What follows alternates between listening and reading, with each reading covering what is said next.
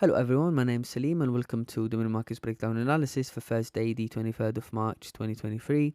We'll be breaking down the chart to show the exact zones where price could close above for potential buys or close below for potential sells as well. So looking at the previous daily candle closing bullish, forming a new daily support at 1940,600. We can see on the weekly time frame now, since the weekly is bearish, weekly almost fully retested this weekly previous resistance.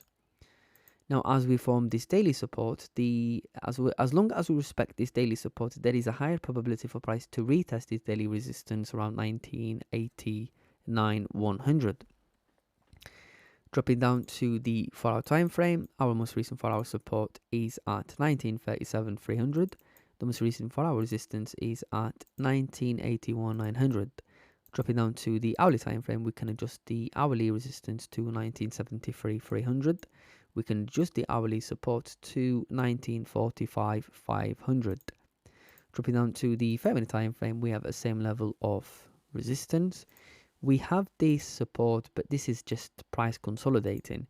Let's have a look on the 15-minute time frame. What we can see now is we've got this 15-minute support. But to class this as a no trade zone, this is a really small range. So for potential buys, we could look for buys as price break and close. Let's have a look at daily. Break and close above this 1-hour resistance above 1974,100. For potential sells, now the issue is this is a big range, and to identify this as a no trade zone, that's like, have a look at, it's almost 290 pips. So we're going to have to find something within a low time frame. Let's say if price break and close below this 15-minute support this week here, there's a higher probability for price to retest some of the levels we have on the left.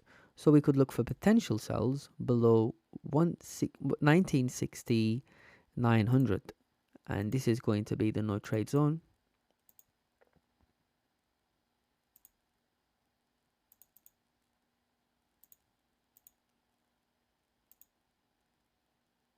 And now to look for potential buys, going back to the daily, and what we can see, the first thing we can see is we can see this daily resistance at 1988,500.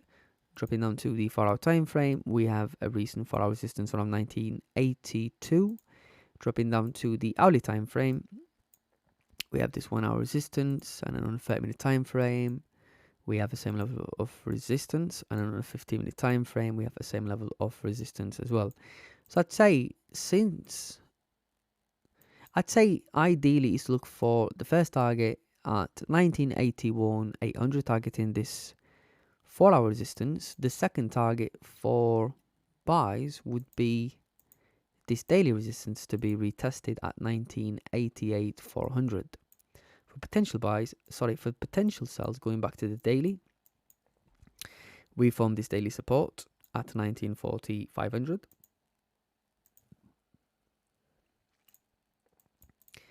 We have this 4-hour support, but to look at it as like a first target, that this is really far. So we can adjust it to this previous 4-hour resistance, the top of the range. Hourly time frame, we have this 1-hour support at 1945,600. And then we also have this previous 1-hour resistance. 30-minute time frame, we have this 30-minute previous resistance, and then on a 15-minute time frame, we have this range as well. So going back to the hourly, and what I can see is, let's have a look on 4-hour. That's clean candle on the left. So on the hourly time frame, we could say we could target 1953,300, targeting this previous 1-hour resistance. That's also potentially filling this wick if this is not the rejection. So the first target for sells would be 1953,300. The second target for sells would be this 1-hour support at 1945,600, targeting this 1-hour support.